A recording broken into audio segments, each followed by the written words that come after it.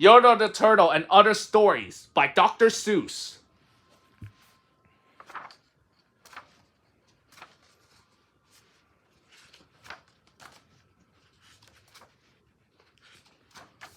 On the faraway island of Salamasan, Yertle the Turtle was king of the pond. A nice little pond. It was clean, it was neat. The water was warm, there was plenty to eat. The turtles had everything turtles might need, and they were all happy, quite happy indeed. They were, until Yertle, the king of them all, decided the kingdom he ruled was too small. I'm ruler, said Yertle, of all that I see, but I don't see enough. That's the trouble with me. With this stone floor throne, I look down on my pond, but I cannot look down on the places beyond. This throne that I sit on is too low down. It ought to be higher, he said with a frown. If I could sit high, how much greater I'd be. What a king! I'd be ruler of all I could see. So Yertle the Turtle King lifted his hand, and Yertle the Turtle King gave a command. He ordered 9 turtles to swim to a stone, and using these turtles, he built a new throne. He made each turtle stand on another one's back, and he piled them all up in a 9-turtle stack. And then Yertle climbed up, he sat down on a pile. What a wonderful view! He could see most a mile. All mine, Yertle cried, all the things I now rule. I'm king of a cow, and I'm king of a mule. I'm king of a house, and what's more beyond that? I'm king of a blueberry bush and a cat. I'm Yertle the Turtle, oh marvelous me, for I am the ruler of all that I see. And all through that morning he sat there up high, saying over and over, a great king am I! Until long about noon, and he heard a faint sigh. What's that? Snapped the king. And he looked down the stack, and he saw, at the bottom, a turtle named Mac. Just a part of his throne, and this plain little turtle looked up and he said, beg your pardon, King Yertle, I have pains in my back at my shoulders and knees. How long must we stand here, your majesty, please? Silence! The king of the turtles barfed back. I'm king and you're only a turtle named Mac. You stay in your place while I sit here and rule. I'm king of a cow and I'm king of a mule. I'm king of a house and a bush and a cat. But that isn't all, I'll do better than that. My throne shall be higher, his voice thundered. So pile up more turtles. I want about 200. Turtles, more turtles, he bowed and braved. And the turtles way down in the pond were afraid. They trembled, they shook, but they came, they obeyed. From all over the pond they came swimming by dozens. Whole families of turtles with uncles and cousins. And all of them stepped on the head of poor Mac. One after another, they climbed up the stack. Then Yertle the Turtle was perched up so high he could see 40 miles from his throne to the sky. Hooray! Shouted Yertle. I'm king of the trees, I'm king of the birds, and I'm king of the bees. I'm king of the butterflies, king of the air. Ah me, what a throne, what a wonderful chair. I'm Yertle the Turtle, oh marvelous me, for I am the rule of all that I see. Then again from below in a great heavy stack came a groan from that plain little turtle named Mac. Your majesty, please, I don't like to complain, but down here below we are feeling great pain. I know up on top you were seeing great sights, but down at the bottom we too should have rights. We turtles can't stand it, our shells will all crack. Besides, we need food, we are starving, groaned Mac. You hush up your mouth, howled the mighty King Yertle. You no right to talk to the world's highest turtle. I rule for the clouds, over land, over sea. There's nothing, nothing that's higher than me. But while he was shouting, he saw with surprise that the moon of the evening was starting to rise up over his head in the darkening skies. What's that? Snorted Yertle. Say, what is that thing that dares to be higher than Yertle the King? I shall not allow it. I'll go higher still. I'll build my throne higher. I can and I will. I'll call some more turtles. I'll stack them to heaven. I need about 5,607. But as Yertle the Turtle King lifted his hand and started to order and give the command, that plain little turtle below in a stack, that plain little turtle whose name was just Mac, decided he'd taken enough and he had. And that plain little lad got a little bit mad. And that plain little Mac did a plain little thing. He burped! And his burp shook the throne of the king. And Yertle the Turtle, the king of the trees, the king of the air and the birds and the bees, the king of a house and a cow and a mule, well, that was the end of the Turtle King's rule. For Yertle, the king of all Salamasan, fell off his high throne and fell plunk in the pond. And today, the great Yertle, that marvelous he, is king of the mud. That is all he could see. And the turtles, of course, all the turtles are free, as turtles and maybe all creatures should be. Gertrude my Fuzz. There once was a girl bird named Gertrude my Fuzz, and she had the smallest plain tail ever was. One droopy droop feather, that's all that she had. And oh, that one feather made Gertrude so sad. For there was another young bird that she knew, a fancy young birdie named Loo, and instead of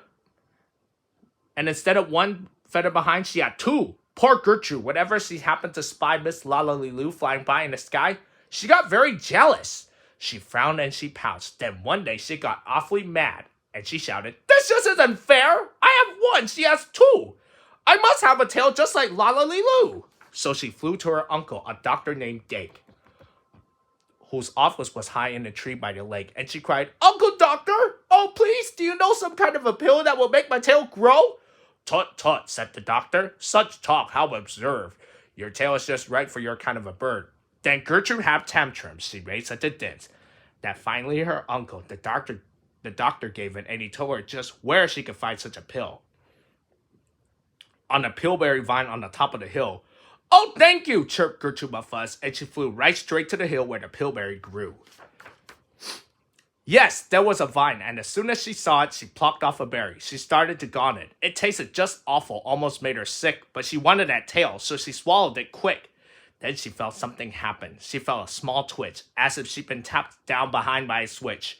And Gertrude looked around, and she cheered. It was true! 2 feathers exactly like Loo. Then she got an idea. "Now I know what I'll do. I'll grow a tail better than Loo. These pills that grow feathers are working just fine." So she nibbled another one off of the vine. She felt a new twitch, and then Gertrude yelled, "Whee! Miss Lala had only just 2, I have 3.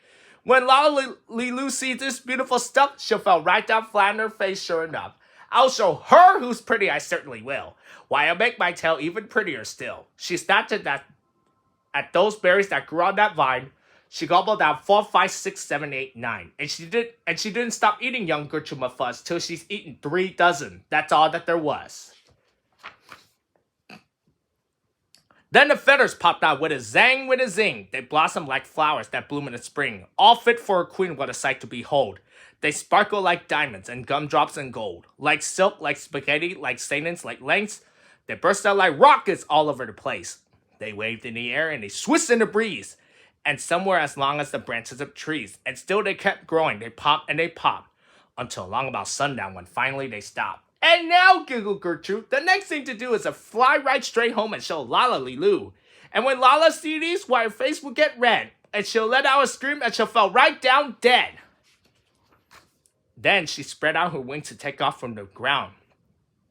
But with all of those feathers, she weighs 90 pounds. She yanked and she pulled and she let out a squawk. But that bird couldn't fly, couldn't run, couldn't walk. And all through that night, she was stuck on that hill. And Gertrude my Fuzz might be stuck up there still, if her good Uncle Dake hadn't heard the girl yelp. He rushed to her rescue and brought along help. To lift Gertrude up almost broke all their beaks. And to fly her back home, it took almost 2 weeks. And then it took almost another week more to pull out those feathers. My, Gertrude was sore. And finally, when all of the pulling was done, Gertrude behind her again had just one. That one little feather she had as a starter. But now that's enough, because now she is smarter. The big brag. The rabbit felt mighty important that day on top of the hill in the sun where he lay.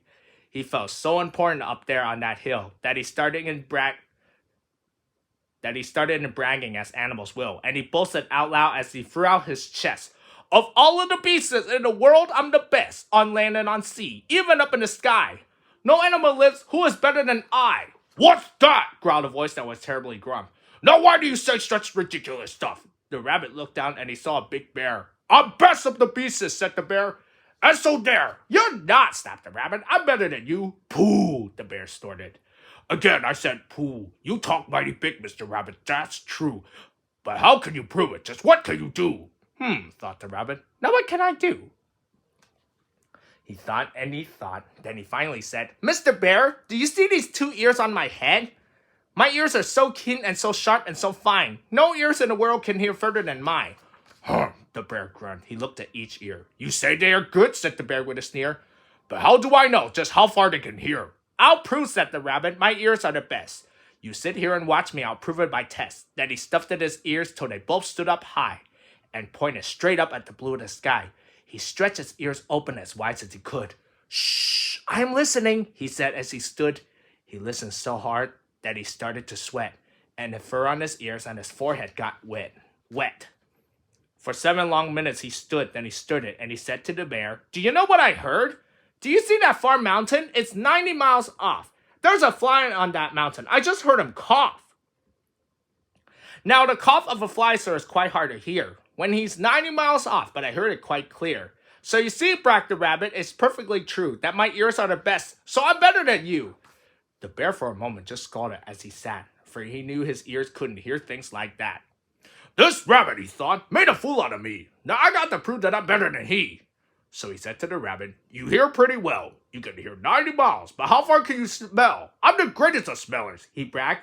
Seen my nose? This nose on my face is the finest that grows. My nose can smell anything, both far and near. With my nose, I can smell twice as far as you hear. You can't, snapped the rabbit. I can, growled the bear.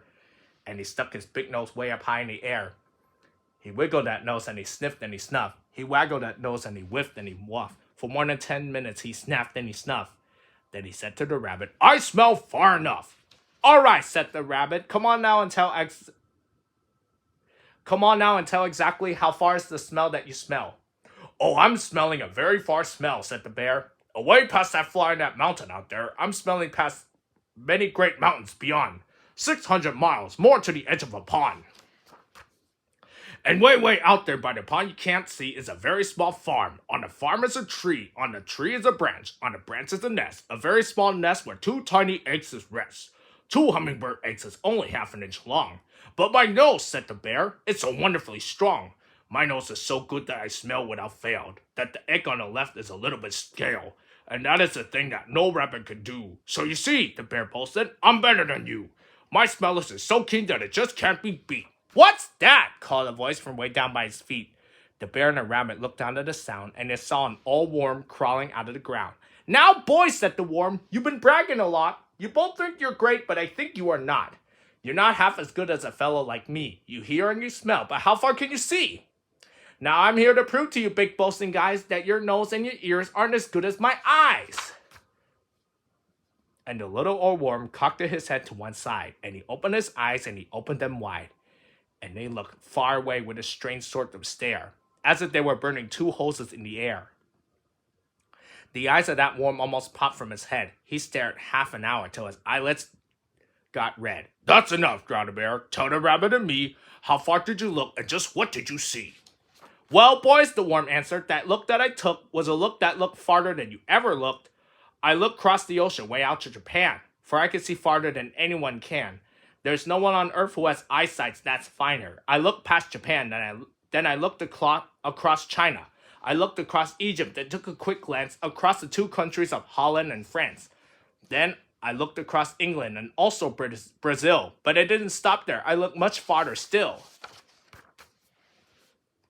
And I kept right on looking and looking until I looked around the world and right back to this hill, and I saw on this hill, since my eyesight's so keen, the 2 biggest fools that had ever been seen, and the fools that I saw were none other than you, who seem to have nothing else better to do than sit here and argue who's better than who. Then the little old worm gave his head a small jerk, and he dived in his hole and went back to his work. The end.